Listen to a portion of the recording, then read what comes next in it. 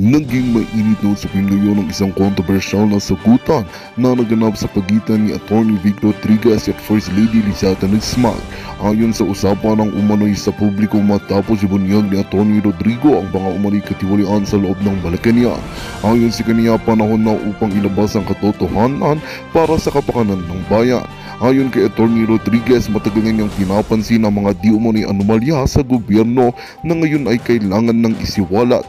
Bagamat hindi pa malinaw ang kabuuan ng kaniyang mga paratang, sinabi niya na may sapat siyang ebidensya upang patunayan ang kaniyang mga aligasyon. Nagbigay naman ng payag si First Lady Lizata Nismag na tinatulan ang paratang at sinabing walang basehan ng mga ito. Sa kabila ng mga sagutan, nananatiling kalmado si Pangulong Kuting Jr. Sinabi niya na paiimbisigahan ang aligasyon upang malaman ang katotohanan at mapanatili ang integridad ng kanyang administrasyon. Abangan ang mga susunod na pangyayari kaugnay sa isyong ito dito lamang sa aming programa. At yan nga ang balitang ating pagkakatutukan. Ngunit bago ang lahat, siguraduhin mag-subscribe at i-hit ang notification bell para sa patuloy na pagtutok sa mga sulat ng bagong balita sa tunay na boses ng masa.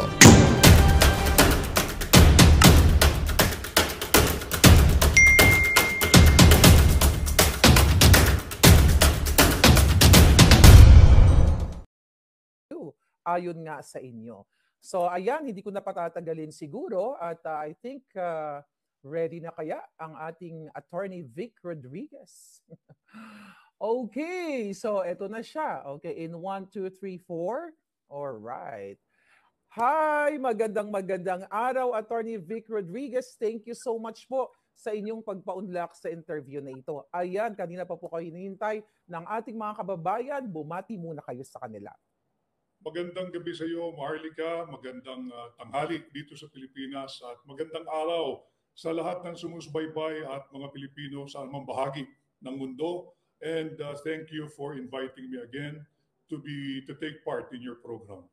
Yes. So, Attorney Vic Rodriguez, syempre hindi na natin patagalin dahil nag-viral, nag-trending na po yung pagpapa-interview ni Liza Marcos kung saan isa kayo doon, maliban sa akin, sila Sas, sila Attorney Glenn Chong, si Inday Sara, syempre, ikaw ay nabanggit din sa interview na yon.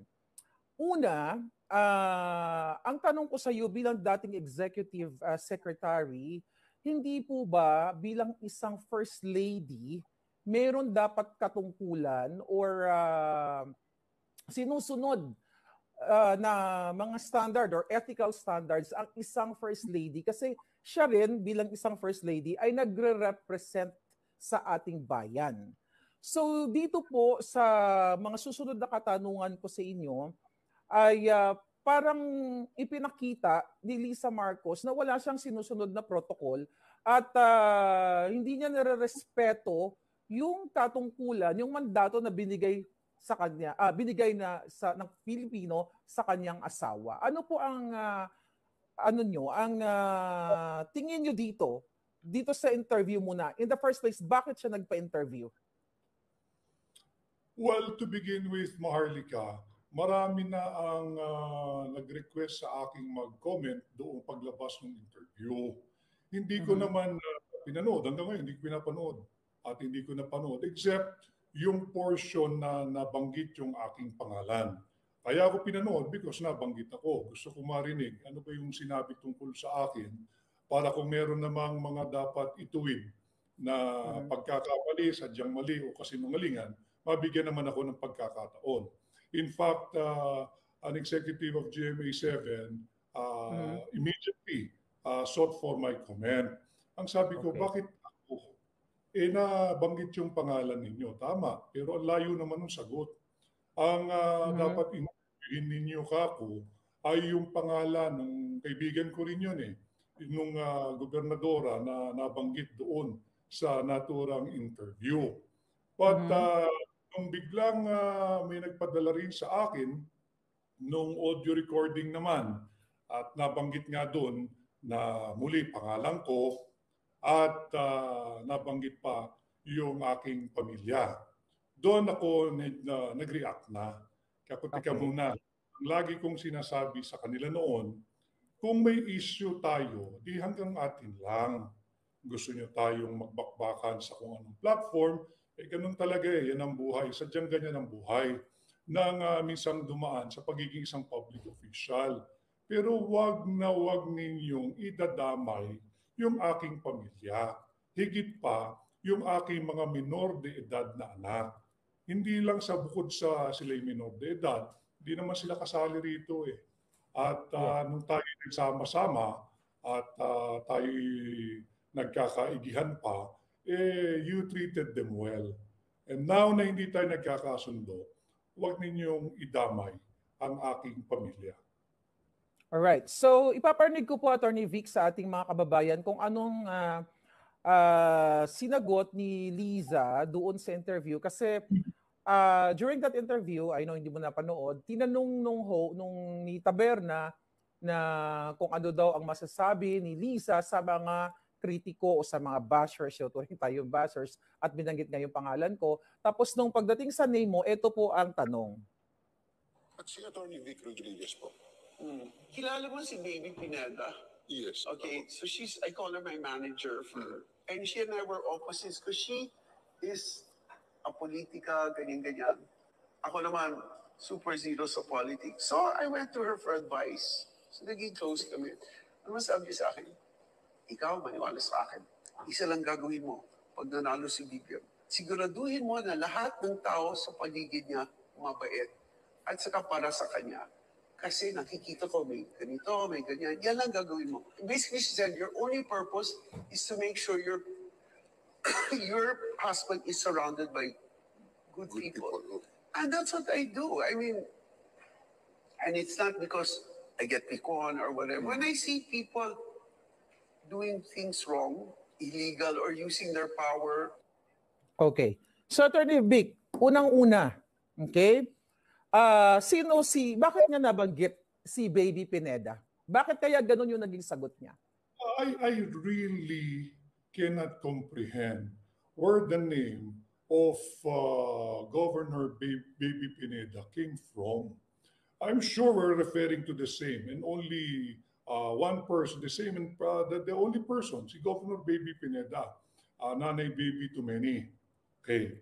Si Governor Baby Pineda and I, as far as my recollection is concerned, we are good. We are all right. I and the good governor are okay. At ayoko ngang sumagot dahil kayang-kaya naman ni Go Baby sumagot kung siya ang in-interview eh. Sabi ko, I don't think I feel alluded to, except of course yung mga well-meaning friends. Hindi, sinabi, ang bilin daw ni Governor Baby, make sure that your husband is surrounded by good people, loyal to him, honest to him. So sabi ko, why would I even react? Ako nga yun. Ako yung loyal, ako yung good, ako yung kasama niya, ako yung faithful sa kanya. So there's no need for me to react. But since niyan, hindi talaga matitigil yan. So just to put the things in order, kami ni Governor Baby Pineda, ang pagkakaalam ko hanggang sa mga panahon ngayon, nang ini-interview mo ko, wala kaming diferensya, okay kami.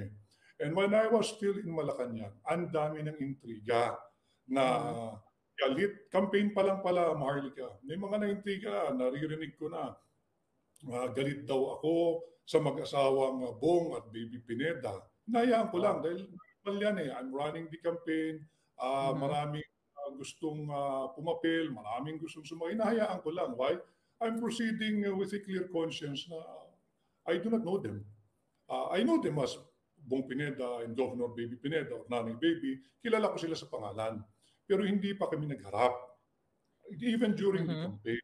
So nung nasa Malacanang na, that talk persisted. So sabi ko, sige, yung mga mababanggit, pasensya na, maganda namin pagkakabanggit sa inyo. Si Agnes de Venadera, nasa CDC siya ngayon, yung Clark Development Corporation. Si Agnes de Venadera, in one of her visit to me sa opisina ko sa Executive Secretary's Office, nabanggit niya yan. Sabi niya, ES, pwede bang mag-set ako ng meeting between you and Mang Bong and Nanay Baby? Kaya wala namang problema. Although may idea na ako bakit. Kaya bakit?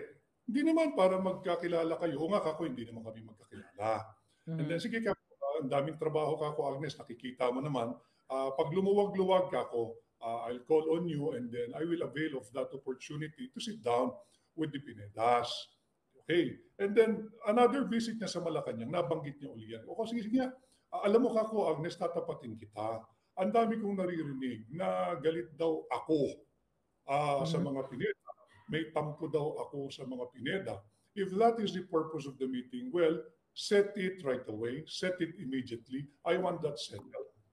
Sabi niya, totoo ba, ES? Kaya ako, isa ka pa. Ako, bakit ako magagalit sa taong hindi ko kilala? And then anyway, when you go back and see them, kung totoong may tampo rin sila sa akin, kamo huwag tayong papadala doon sa gawa-gawang kwento ng iba. Tatlong bagay lang kako, Agnes. And kahit marinig at manood si Agnes de Benadera ngayon, and ito sinabi ko sa kanya, pakitanong mo kako kay Mang Bong at kay Governor Baby, bago nila paniwalaan ako'y may tampo o galit sa kanila o pinipersonal ko sa kanila, unang-una, kami ba ay personal na magkakilala? Pangalawang tanong, kami ba ay may personal na relasyon o dealings?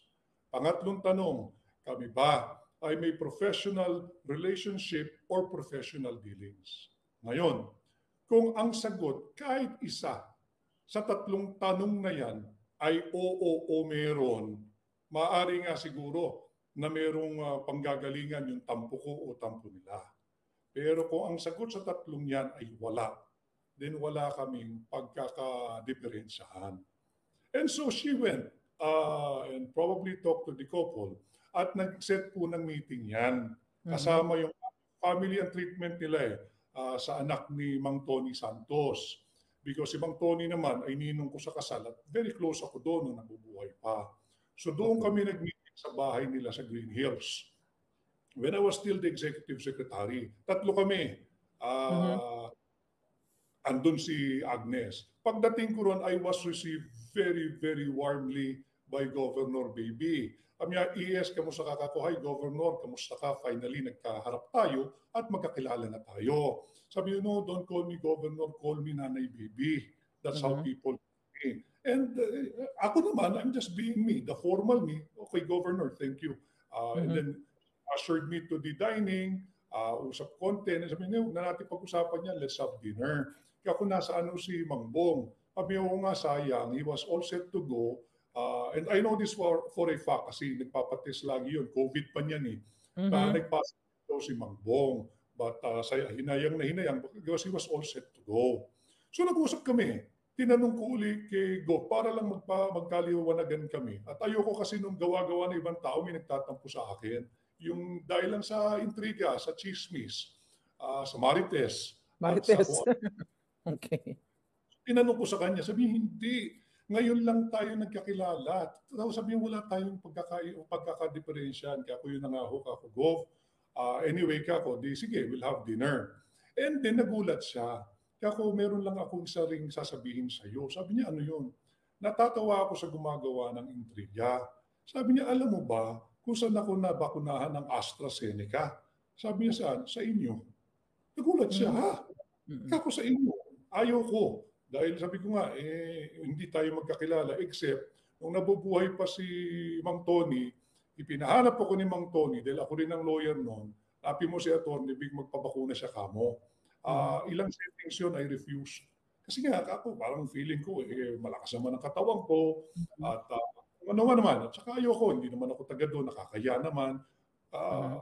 Eventually, of course, yung gesture ni Mang Tony, baka naman sabihin, ang yabang ko, tigas ng ulo ko. So nagulat siya. So ako ang taong marunong tumanaw ng utang na loob. Hindi ako pwedeng magalit sa taong unang-una natin pinagawa yan. And she was surprised. Baka ko, oo. Doon ako nagpapakuna sa inyo ng AstraZeneca. So paayos kami. And then even after I have left Malacanang, yung kaibigan na yung common friend namin, hindi na si Agnes, yung anak ni Mang Tony, pag nakikita sila, pinapaabot naman sa akin, Attorney, kamusta daw? Sabi ni Nanay Baby, kinakamusta ka niya? Kamusta ka na raw? Anong ginagawa mo? At kung meron ka raw kailangan na makakatulong siya, feel free na magsabi. So yung mga ganung bagay, may timbang sa akin yun. But I never get to use that call it a favor or a nice gesture coming from Governor Baby. Sumaayos kami. Kaya sabi ko nga, ang layo ng sagot. Kung ang guest is si Governor Baby, I think she was referring to other people who have surrounded President Marcos until now. But certainly, I do not feel alluded to. All right. So, yeah. Attorney Vic, yun nga, isa nga daw sa advice ni Baby Pineda ay maghanap ng mabait. Mabait ba si Liza? Basta't ako, balikan ko yung unang mong tanong, yung opening. Anong reaksyon ko sa interview? Sabi ko nga, ayokong makisali sana doon sa ang opening line, may open admission that the source of the information is a Marites. It's not my league. It's not my style. I don't even reply to conjectures or supposition. But nonetheless, nabanggit kasi, nung mga nakakilala sa akin, kahit si Pangulong Marcos, alam yan, pagdating sa pamilya, huwag niyong idama yung pamilya ko. Huwag niyo idama yung pamilya ko. Yung reaction ko doon sa naganap na interview, I'm very happy. I'm very pleased. And all the more, when I read the comment section and I hear people talking about it, all the more that I'm very, very, very happy and thankful that that interview happened. Yeah, so actually the next day, nung interview na yan, Attorney Vic, may nung nag-send sa akin ng audio ni Liza, I believe na pakinggan mo na rin yon, but kung hindi man, ipi-play natin maya-maya, na doon ay September pa lang po pala, ay mukhang nakikipagsabuatan na si Liza at dito kay Taberna kung saan ang nag-interview sa kanya regarding sa pagkawala niyo po bilang isang executive secretary at chief of staff. Bago ko i-play yon, Attorney Vic Rodriguez, sa kaalaman ng taong bayan, sino po ba talaga ang nagdesisyon na umalis ikaw as executive secretary? And is it really true na pinirmahan ni Marcos Jr. yung appointment mo as chief of staff? Iyon na nga ang ayaw kong mangyari. Kaya lang, anong gagawin ko? Hindi naman ako pwedeng manahimik na lang kung may mga naglalabasang ganyan at magmumukha naman akong tumatanggap na lang ng kung anumang paratang. Mga kababayan, matagal na ho akong pinaratangan ng kung ano-ano. Matagal na rin ako nananahimik dahil sabi ko nga, kumpiyansa ako sa sarili ko, malinis ang aking konsensya at malinis ang aking pagkatao. Alam ko lahat ng ginawa ko noon at wala akong pinagsisisihan. And then this audio na you're about to play, Maharlika, doon I find that until today, until now, I find that revolting because hindi naman ho sa ako ho ay marunong magtrabaho. Ako ho ay masipag, marami naman nakakita niyan, at ako ay nagsusumika para mabigyan ko naman ng maayos na buhay ang aking pamilya. Kaya masakit sa akin na i-chismis mo na lang ako, sasabihin mo pa, nagmamakaawa ako dahil kaawa-awa ang pamilya ko. Wag nating idamay lang. Huwag niyong sabihin yan. Dahil ako ay nagsusumikap to provide for my family, for my wife, for my children, and even the extended family. Hindi naman lahat nakakaluwag-luwag sa buhay kung may tutulong ka sa kapatid mo, sa pamangkin mo, sa pinsan mo. So pangit naman gagamitin, nagchinismis mo na nga ako, gagamitin mo pa yung pamilya ko na nagmakaawa ako kay Pangulong Marcos dahil kawawa ang pamilya ko. Marlika, sa awa ng dakilang lumikha, nakakakain pa naman kami ng 3 beses isang araw. Napapag-aral ko pa yung aking mga anak, nabibigyan sila ng kaunting luwag sa buhay, nakakapagbiyahe paminsan-minsan, at alam po ninyo bilang tao, pinapahalagahan ko yung self-respect, yung dignity, at yung aking integrity. So wag naman ninyong idamay at palalabasin na nakiusap ako kay Pangulong Marcos. Ako ang nagdesisyon na hindi ako magpapa sa ilalim sa Commission on Appointments sa CA. Hindi ako nagpa-confirm sa Jack Marlica dahil nakita ko na yung massive demonization campaign they've launched against me. And in one of our many private conversation, me and the President, I told him, Mr. President, I will not undergo confirmation process. Sabi niyo, why? What is there that you cannot answer? I told him none. And why don't you go through the confirmation process? I told him this. At alam ito ni Pangulong Marcos, naging magkasama kami, naging magkaibigan kami niyan. Sabi ko sa kanya, Mr. President, naging congressman ka, naging senador ka rin. Alam mo naman pagdating dyan sa prosesong yan, walang tamang sagot. At pag-upo ko pa lang dyan, sa mga nangyayari at paninirang ibinibigay sa akin, para na akong nakahubad. Pag upo ko dyan, bukod sa nakahubad ako, tatalupan pa ako ng mga yan. And I will not give them that because I value my self-respect and dignity. Aalis na lang ako. Huwag mo na akong problemahin. Okay ako. And gusto ko sanang tahimik Maharlika. Pero para lang kasi ang sasabihin nila, hindi, kwento mo lang yan. Just that I left Malacanang September 16. And I have been scheduled for confirmation, I think a week before that. At may sulat na rin sa akin yung komisyon na meron ikaw na i-confirm namin. Bakit hanggang ngayon hindi ka nagsusumiti ng mga papeles mo? Hindi ko naman kasi sinasabi sa pagitan lang namin ni Pangulong Marcos, hindi ako po dyan. Hindi ko ibibigay sa inyo yung meron ako. Yung aking integridad, yung aking self-respect, at yung aking dignidad. Hindi akin yun. Akin yun. Hindi ko ibibigay sa inyo. Akin yun. And I even told the President, I will not let anyone write my story. I will write my own story. I will not be defined by them. Hindi ako papayag. Hindi totoo yan. At hindi ako uupo dyan. I'm out. Okay na ako. Napapanalo mo na yung tao maganda naman yung aming stint, yung aking team, doon sa Office of the Executive Secretary. I don't need that.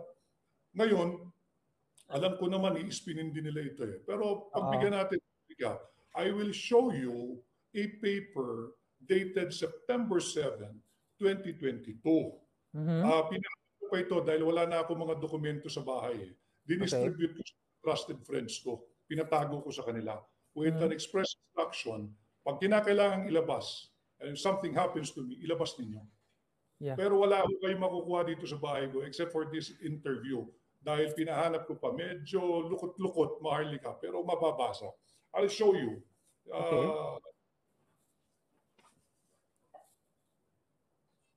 Ito yung sulat ng, tama ba? O there. Yeah. Ayan po ay sulat ng, kayo na po magpaliwanag, Attorney Vic. Ito yung sulat ng Commission on Appointments. Dated September 7, 2022. Ito'y na-receive ng Office of the President September 8, 2022. Ang nakalagay dito na it is noted, second paragraph, that you have neither submitted your documentary requirements nor requested for the extension of the submission thereof despite due notice. Because hindi ako clinging at hindi ako clingy sa aking posisyon. Noon pa lang decided na ako, sinabi ko nga sa inyo at yung interview rin nung sa SMNI, hindi pa man kami nakakanumpa-numpa ni Pangulong Marcos, then President-elect BBM.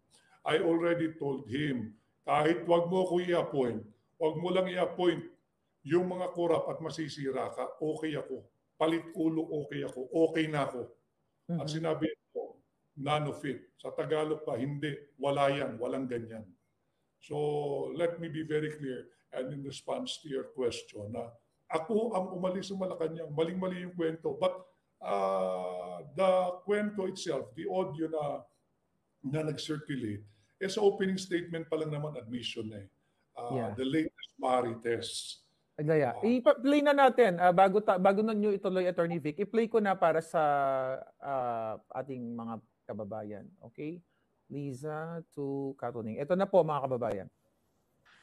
Hi, Katuning. How are you? Okay, so this is my latest Marites because out. No more chief of staff, no more nothing. Umalis na siya. He practiced stuff. Between you and I, he even tried to sweet talk Bong. Huwag mo ako ikwento dito. Na parang kawawa naman siya, ganyan yung pamilya niya. And Bong just stood firm and said, it's untenable na I think you have to go. Mag-break ka muna to. And then bahala na ako. But hindi was out na siya. So that's the end of that. Another thing that's been brewing is Trixie naman, nagwawala. Paying trolls. I'll send it to you, but don't say it here from me. I'll give you if you say patay ako. Okay, bye-bye. Love ya. Okay, bago mo sagutin, Attorney Vic, kung ikaw ay isang nandun pa rin as Executive Secretary, tama ba na nilileak ng First Lady yung mga confidential information na nangyayari sa loob ng Malacanang, minamarites niya sa journalist katulad ni Taberna para atakihin kayo? Kasi kung natatandaan nyo, Attorney Vic, mga kababayan, isa si Taberna po ang umatak sa inyo noong 2022 na nagpalaganap na kayo ay clingy o ayaw umalis sa pwesto. Hindi tama. Dahil yan ay mga opisyal na kaganapan doon sa Malacanang. At that time na nandoon pa yung subject person, which is ako nga. Oo. But siyempre sa mga journalista naman, ang tawag nila dyan, nakascoop ako eh. Mhm. Pero yung nakascoop, kung ang reporting mo is a matter of factly, ito is spin eh. At agad ang sabi, ang latest Marites. Totoo yun. Marites yun dahil I was running a very tight ship in Malacanang, in the OP, in the Office of the Executive Secretary. At marami rin na nawalan ng trabaho. Kasi alam mo ba, Maharlika, ang isang kalakaran doon, yung unang makakita ng dokumento doon sa maa-appoint, may halaga yun. Tatawagan nila, o gusto mo bang iparelease ko na yung appointment mo? O sige, ganito, mag-release ka ng gano'n. Ginagawa yan eh. Yun ang nawala during my time. Dahil malalaman na lang bigla pag naibigay na namin sa media. Wala yung first look tapos makakakolekta ka pa ng pera doon sa maa-appoint. Marami rin nagalit. Kasi livelihood na pala yan noon pa eh. Anyway, so hindi tama na ipagbigay, alam mo, ahead, yung mga kaganapan dahil nga unang-una wala ka namang official document. Ang premise mo is Marites. Meron siyang sinabing tama doon that ako raw ay umalis na at ay may bags. Of course, figure of speech yung I pack my bags. Totoo yun, umalis na ako. Dahil ang usapan namin ni President Marcos din, pagtapos ng office hours of September 16, exit na ako. Ako rin ang gumagawa ng mga sarili kong pahayag. Kagaya nung posting ko nung araw na yon, ma-check nyo naman sa Facebook ko yan eh. Ang trabaho ko sa buhay ko, sa Malacanang, yung mga taong pinagtatrabahuhan ko, kahit sa kliyente, hanggat maaari pag-aangin ko yung flow. So kung mapapansin nyo doon sa aking statement, noong September 16 of 2022, ang ending noon na umexit na akong executive secretary, ginawa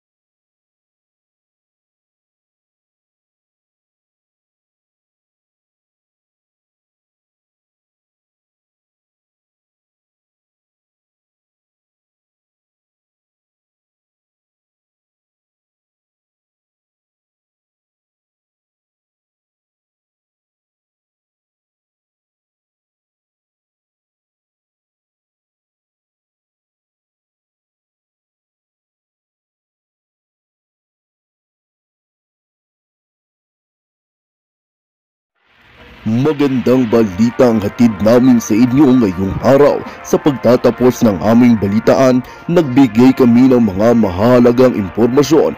Maraming salamat sa pagtutok at pagsuporta sa aming programa. Huwag kalimutang manatili sa mga susunod na araw para sa mga bagong balita at mga kwento na dapat nating abangan.